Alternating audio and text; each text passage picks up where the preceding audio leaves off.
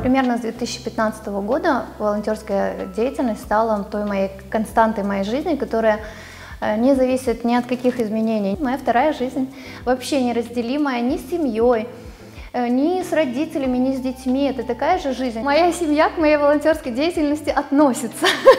Напрямую они работают в этом всем физически. Именно, я не зря говорю слово «работают».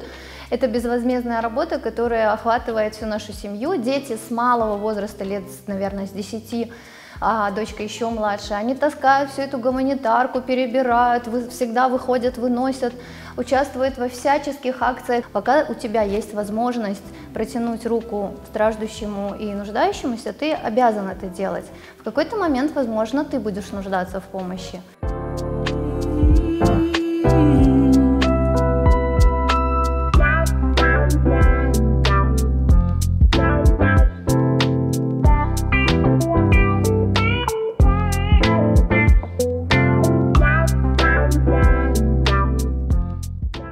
Принимаешь близко к сердцу, одних воспринимаешь просто как свою личную трагедию, переживаешь очень тяжело, других воспринимаешь как личное поражение, если человек не оправдал твоего доверия, оказался недобросовестным, тогда ты переживаешь настолько сильно, как будто бы тебя предал близкий человек.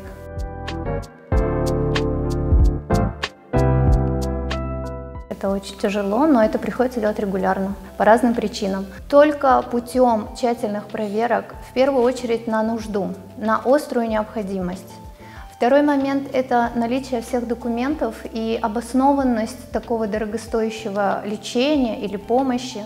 Если человек просто лодырь по жизни, и поэтому у него нет продуктов, если человек не дружит с соседями и родственниками, со всеми переругался и не может пойти и попросить у них помощи, и при этом он хочет, чтобы посторонние люди взяли и вытащили свои трудом заработанные средства и дали ему, то это тоже неправильно.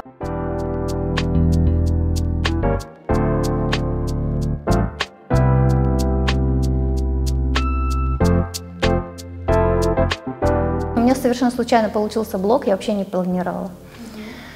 Я просто хотела, чтобы люди узнали о существовании этого спортзала.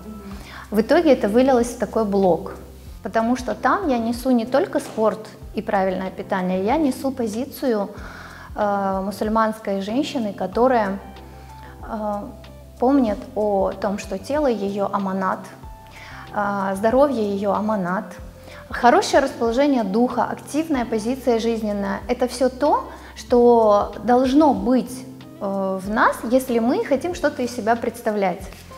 Неправильная картинка мусульманской женщины – сидеть в 4 стенах, при этом не следить за собой. Я показываю, как можно, не нарушая законов шариата, быть развитой, быть успешной, быть довольной своим образом жизни.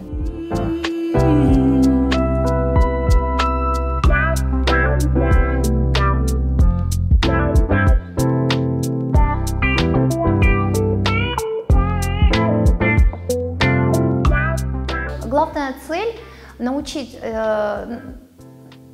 не переедать по причине того, что целый день не ели. Импульсивное переедание после длительного голода – это бич нашего поколения. Мы не контролируем себя в объемах и в качестве пищи.